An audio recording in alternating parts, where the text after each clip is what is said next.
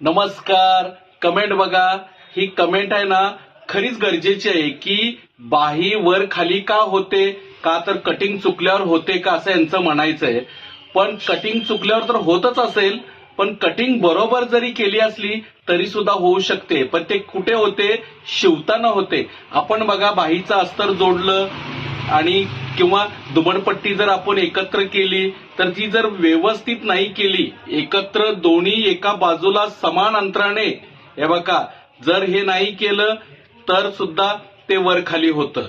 दुसरी गोष्ट, हे साईट, आता मी हे साईट कसं जोडलेलं आहे, एकत्र, खाली पण कमी नाही वरती पण कमी नाही. तसंच आपण अगोदर आहे ना हे दोन्ही साईट एकत्र बघून घ्यायचं की समान आहे का. हे बघा हे समान आहे का साईट, याच्याने सुद्धा वर खाली होऊ शकतं. हे जर एकसारखं समान असेल तर होणार नाही. शिवाय हे बाहीचं सुद्धा दोन्ही बाजू समान असेल एकत्र बघून तरी होणार नाही.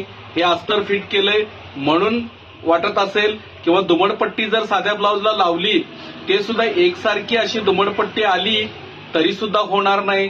त्यासाठी साईट जोडून घेताना एकत्र हे दोन्ही येणं गरजेचं आहे, खालचे भाग आणि हा वरचा भाग. त्यामुळे कसं आहे, बाही पण व्यवस्थित बसते, साईड पण व्यवस्थित होतं. त्यामुळे बाही वर उचलत पण नाही किंवा काखेत अडत पण नाही. त्यासाठी कटिंग चुकलं तर होत असणारच आहे, पण कटिंग बरोबर जरी केलं असलं तरी शिवताना सुद्धा ते गरजेचं आहे. तर खरंच धन्यवाद, तुम्ही छान कमेंट केलात. अशा छोट्या छोट्या गोष्टी पण फार महत्वाच्या असतात. थँक्यू तुम्ही कमेंट केल्याबद्दल.